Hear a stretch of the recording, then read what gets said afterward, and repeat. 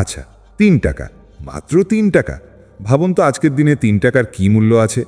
পকেটে থাকলে বা রাস্তায় পড়ে থাকলেও হয়তো অনেকে কুড়িয়ে নেওয়ার প্রয়োজন মনে করেন না। একটা ভালো লজেন্স কিনতেও এখন ২ টাকা ৫ টাকা লাগে। এক কাপ চা খেতে গেলেও তো এখন আর ৩ টাকায় হয় না, মিনিমাম ৫ বা ১০ টাকা লাগে। তাহলে এই নগণ্য ৩ টাকা নিয়ে কেন কথা বলছি? কারণ আজকের এই আলোচনাটা আপনার জীবনের আর্থিক দৃষ্টিভঙ্গি বা ফাইন্যান্সিয়াল মাইন্ডসেট পুরোপুরি বদলে দিতে পারে। আমরা সবসময় বড় কিছুর পেছনে ছুটি, বড় চাকরি, বড় স্যালারি, বড় ইনভেস্টমেন্ট। আজ আমি আপনাদের দেখাবো মাত্র ৩ টাকা করে জমানোর অভ্যাস কিভাবে মাস শেষে, বছর শেষে এবং দীর্ঘমেয়াদে আপনার জীবনে এক দুর্দান্ত বা বলা ভালো অবিশ্বাস্য রেজাল্ট নিয়ে আসতে পারে। শুরুতেই একটা কথা পরিষ্কার করিনি, আমি এখানে কোনো গাল গল্প বা রাতারাতি কোটিপতি হওয়ার স্কিম বিক্রি করছি না। আমি কথা বলছি অভ্যাসের শক্তি বা পাওয়ার অফ হ্যাবিট নিয়ে। ধরুন আপনি ঠিক করলেন আজ থেকে প্রতিদিন আপনি মাত্র ৩ টাকা করে জমাবেন। শুনতে খুব হাস্যকর লাগছে, তাই না? মনে হচ্ছে ধুর, ৩ টাকায় কি হবে? কিন্তু আসুন একটু গভীরে গিয়ে দেখি। প্রথম দিন আপনি ৩ টাকা জমালেন, আপনার কাছে ৩ টাকাই থাকলো।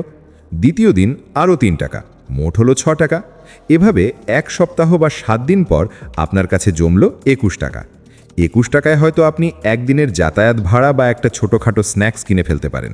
কিন্তু আসল খেলাটা শুরু হয় যখন আপনি এই কাজটা টানা ৩০ দিন বা ১ মাস করবেন। প্রতিদিন ৩ টাকা করে ৩০ দিনে আপনার জমা হচ্ছে ৯০ টাকা। এখন আপনি হয়তো বলবেন, মাত্র ৯০ টাকা? এত বড় ভূমিকা করে এই ৯০ টাকার কথা শোনার জন্য অপেক্ষা করছিলেন? প্লিজ একটু ধৈর্য ধরুন। এই ৯০ টাকা কিন্তু শুধু একটা সংখ্যা নয়। এই ৯০ টাকা প্রমাণ করে যে আপনি টানা ৩০ দিন নিজের প্রতি দেওয়া একটা কথা রাখতে পেরেছেন। এই ৯০ টাকা প্রমাণ করে যে আপনি আপনার আর্থিক জীবনে একটা শৃঙ্খলা বা ডিসিপ্লিন আনতে পেরেছেন। আচ্ছা, ৯০ টাকা দিয়ে কি হয়? বর্তমান বাজারে ৯০ টাকা দিয়ে আপনি আপনার মোবাইলের একটা ছোট ডেটা প্যাক বা টক টাইম রিচার্জ করতে পারেন। আপনি কি জানেন আমাদের দেশের কত মানুষ মাসের শেষে মোবাইলে ব্যালেন্স না থাকায় ইমার্জেন্সি লোন নেয়? আপনি যদি এই ৩ টাকা জমানোর অভ্যাস করেন, আপনাকে আর টেলিকম কোম্পানির কাছে ওই ৫-১০ টাকার লোনের জন্য হাত পাততে হবে না। এটা কি একটা ছোটোখাটো স্বাধীনতা নয়? অথবা ভাবুন, ৯০ টাকা দিয়ে আপনি মাসের শেষে একবেলার ভালো খাবার খেতে পারেন, অথবা কোনো ভিক্ষুককে একবেলার পেট ভরে খাওয়াতে পারেন। যেই আনন্দটা আপনি পাবেন তার মূল্য কি ৯০ টাকার চেয়ে কম? এবার চলুন একটু বড় পরিসরে ভাবি। আপনি যদি এই অভ্যাসটা ধরে রাখেন, তাহলে ১ বছরে কি হবে? ৩৬৫ দিনে ৩ টাকা করে জমালে দাঁড়ায় ১,০৯৫ টাকা। হ্যাঁ, ১,০৯৫ টাকা। এবার কিন্তু অঙ্কটা আর ফাজলামি মনে হচ্ছে না, তাই না? ১,০০০ টাকা পকেটে থাকলে আপনি নিজেকে বেশ স্বাবলম্বী মনে করেন। এই ১,০০০ টাকা দিয়ে আপনি কি করতে পারেন? বছরের শেষে আপনি নিজেকে বা আপনার প্রিয়জনকে একটা ভালো বই উপহার দিতে পারেন। আপনি একটা ভালো শার্ট বা টি-শার্ট কিনতে পারেন। আপনি হয়তো আপনার স্টুডেন্ট লাইফে একটা জরুরি ফর্ম ফিল আপের টাকা জোগাড় করে ফেলতে পারেন, যার জন্য হয়তো আপনাকে বাবার কাছে বা বন্ধুর কাছে হাত পাততে হতো। ভাবুন তো, ছোটবেলায় আমরা মাটির ব্যাংকে টাকা জমাতাম, তখন ১ টাকা ২ টাকা ফেলতাম, আর বছর শেষে ব্যাংক ভাঙলে যে আনন্দটা হতো সেটা কি টাকার অঙ্কে মাপা যেত? সেই ১,১২০০ টাকা দেখে মনে হতো আমরাই পৃথিবীর সবচেয়ে ধনী। বড় হয়ে আমরা সেই আনন্দটা হারিয়ে ফেলেছি। আমরা এখন হাজার হাজার টাকা খরচ করি, কিন্তু জমানোর বেলায় বলি টাকা থাকে না। আসলে টাকা থাকে না, আমাদের জমানোর মানসিকতা থাকে না। এখন আপনি বলতে পারেন, ভাই ৩ টাকা করে জমিয়ে তো আর ভবিষ্যৎ গড়া যাবে না। আমি একমত, কিন্তু ৩ টাকা জমানো হলো লেভেল 1। গেমের প্রথম লেভেল যেমন সহজ হয়, এটাও তাই। আপনি যখন দেখবেন যে প্রতিদিন ৩ টাকা সরিয়ে রাখলে আপনার দৈনন্দিন জীবনে কোনো প্রভাবই পড়ছে না, আপনার লাইফস্টাইলে কোনো পরিবর্তন হচ্ছে না, তখন আপনার মস্তিষ্ক আপনাকে সিগন্যাল দেবে, আরে আমি তো ৩ টাকার জায়গায় ৫ টাকাও জমাতে পারি। ধরুন আপনি ৩ টাকার বদলে ৫ টাকা জমানো শুরু করলেন। তখন মাসে ১৫০ টাকা, বছরে ১৮২৫ টাকা। যদি ১০ টাকা করে জমান, মাসে ৩০০ টাকা, বছরে ৩৬৫০ টাকা। যদি ২০ টাকা করে জমান, মাসে ৬০০ টাকা, বছরে ৭,৩০০ টাকা। এই যে অভ্যাসের পরিবর্তন, এটা শুরু হয়েছিল কিন্তু ওই নগণ্য ৩ টাকা দিয়েই। যে মানুষটা ৩ টাকা জমাতে পারে না, সে হঠাৎ করে মাসে ৩,০০০ টাকা ইনভেস্ট করার সাহস পাবে না। এবার আসুন কম্পাউন্ডিং এফেক্ট বা চক্রবৃদ্ধি মুনাফার জাদুকরী বিষয়টা দেখি। আপনি যদি ভাবেন এই টাকাটা আপনি শুধু মাটির ব্যাংকে ফেলে রাখবেন না, বরং কোথাও ইনভেস্ট করবেন, আজকের দিনে অনেক মাইক্রো ইনভেস্টমেন্ট অ্যাপ বা স্কিম আছে যেখানে আপনি অল্প টাকাও রাখতে পারেন। অথবা ভাবুন আপনি পরিবারের কারো সাথে মিলে একটা ডিপিএস বা সেভিং স্কিম করলেন। যদি আপনি প্রতিদিন মাত্র 10 টাকা বাঁচাতে পারেন, যা 3 টাকারই একটু আপগ্রেডেড ভার্সন, সেটা কোনো ভালো মিউচুয়াল ফান্ড বা শেয়ার বাজারে ইনভেস্ট করেন, যেখানে বছরে 15% রিটার্ন পাওয়া যায়, তাহলে জানেন 20-30 বছর পর এই সামান্য 10 টাকা কী আকার ধারণ করতে পারে। অঙ্কটা শুনলে আপনার মাথা ঘুরে যাবে। এটা কয়েক লক্ষে পৌঁছতে পারে, কারণ চক্রবৃদ্ধি হারে টাকা তখন টাকার বাচ্চা দেওয়া শুরু করে। কিন্তু আমি অত জটিল অঙ্কে যাচ্ছি না, আমি একদম সাধারণ মানুষের জীবনের গল্পে ফিরে আসি।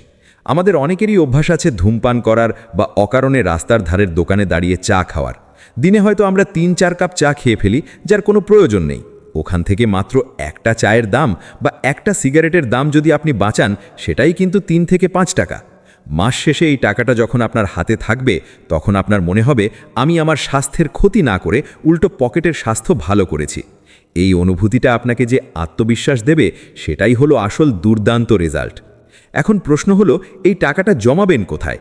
এখনকার ডিজিটাল যুগে 3 টাকা জমানো কঠিন মনে হতে পারে, কারণ আমাদের হাতে খুচরো পয়সা থাকে না, সব পেমেন্ট অনলাইনে হয়। এর জন্য আপনি একটা ডিজিটাল পদ্ধতি বা সেই পুরনো মাটির ব্যাংক পদ্ধতি ব্যবহার করতে পারেন। একটা মাটির ব্যাংক বা প্লাস্টিকের কৌটা নিন, এটার নাম দিন 3 টাকার চ্যালেঞ্জ। প্রতিদিন রাতে ঘুমোতে যাওয়ার আগে বা সকালে ঘুম থেকে উঠে পকেট থেকে 3 টাকা বের করে ওখানে ফেলুন। যদি কোনো দিন খুচরো না থাকে, মোবাইলের নোটপ্যাডে লিখে রাখুন পরের দিন 6 টাকা ফেলবেন। অথবা মাসের শুরুতেই 90 টাকা বা 100 টাকা আলাদা করে কোনো খামে বা ডিজিটাল ওয়ালেটের সেভিংস ফোল্ডারে রেখে দিন। নিজেকে বলুন, এই 100 টাকা আমার নেই, এটা হারিয়ে গেছে। মাস শেষে ওই খামটা খুলুন বা মাটির ব্যাংকটা ঝাঁকুন। ওই ঝনঝন শব্দটা আপনাকে বলবে আপনি আপনার আবেগকে নিয়ন্ত্রণ করতে শিখেছেন। ফাইন্যান্সিয়াল লিটারেসি বা আর্থিক সাক্ষরতার প্রথম পাঠ হল আয় বুঝে ব্যয় করা এবং আয়ের একটা অংশ ভবিষ্যতের জন্য সরিয়ে রাখা। 3 টাকা জমানোর অভ্যাস আপনাকে শেখাবে যে খরচ করার আগে সঞ্চয় করতে হয়। ওয়ারেন বাফেট একটা কথা বলেন, don't save what is left after spending, spend what is left after saving.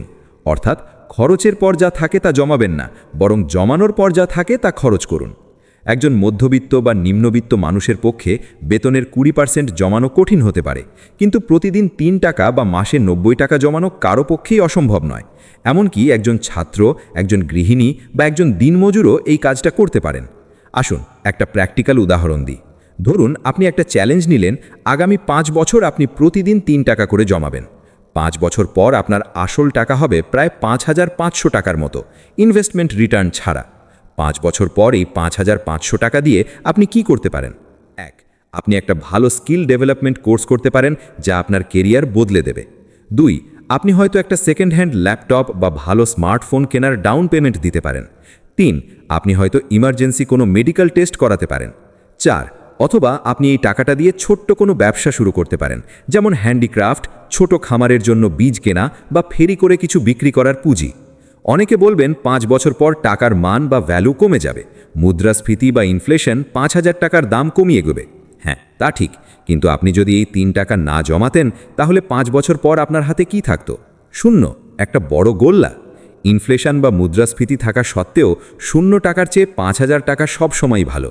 আর ওই যে বললাম, আপনি যদি 3 টাকা দিয়ে শুরু করে ধীরে ধীরে টাকার পরিমাণ বাড়াতে থাকেন, তাহলে ইনফ্লেশনকে হারানো কোনো ব্যাপারই নয়। আরেকটা সাইকোলজিক্যাল বা মনস্তাত্ত্বিক দিক বলি। যখন আপনি প্রতিদিন 3 টাকা করে জমাচ্ছেন, তখন আপনার অবচেতন মন বা সাবকনশিয়াস মাইন্ড সবসময় মানি ম্যানেজমেন্ট বা টাকা ব্যবস্থাপনার কথা ভাবছে। আপনি যখনই কোনো ফালতু খরচ করতে যাবেন, আপনার মনে পড়বে, আরে আমি তো 3 টাকার চ্যালেঞ্জে আছি। এই চিন্তাটা আপনাকে অপ্রয়োজনীয় খরচ থেকে আটকাবে।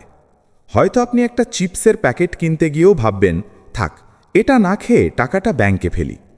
এই যে নিজেকে নিয়ন্ত্রণ করা, এটাই আপনাকে ভবিষ্যতে ধনী বানাবে। আমরা প্রায়ই ভাবি, আমার বেতন বাড়লে জমাবো।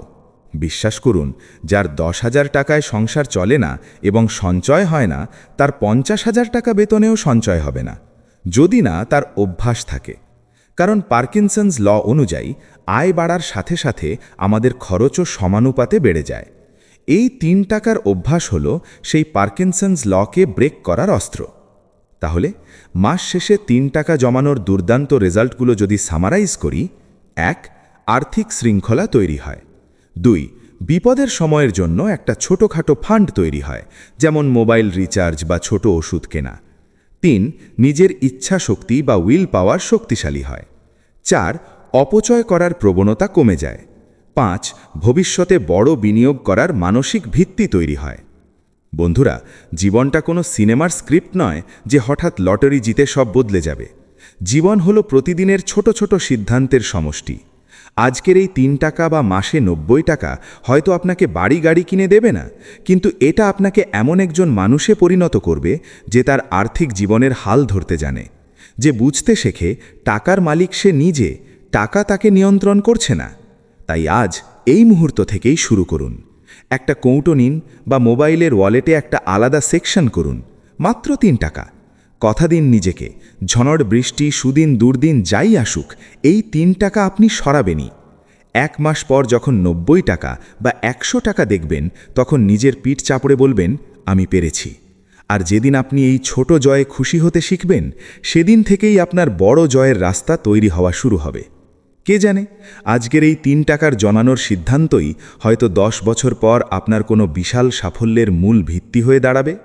কারণ মনে রাখবেন, সব বড় যাত্রাই শুরু হয় ছোট্ট একটা পদক্ষেপ দিয়ে, আর আপনার সেই পদক্ষেপটা হোক মাত্র 3 টাকার। ধন্যবাদ।